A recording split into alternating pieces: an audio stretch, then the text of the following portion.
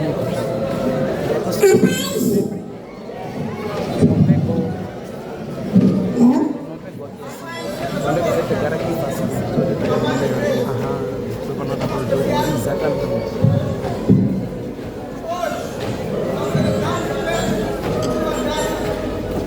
calendário da Igreja Velha Apostólica, mas sim a força que o Senhor depositou em cada um dos jovens aqui presentes.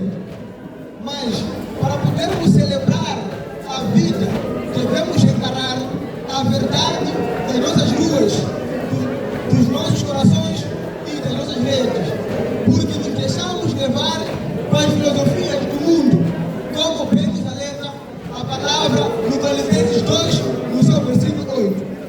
Neste dia da juventude, que seja marco de um regresso, que ao cantarmos, não escutamos apenas notas musicais, mas sim que seja um eco de uma juventude que decidiu que o nosso único guia e salvador é o Senhor Jesus Cristo. Voltamos ao Cristo, voltamos ao essencial. Obrigado.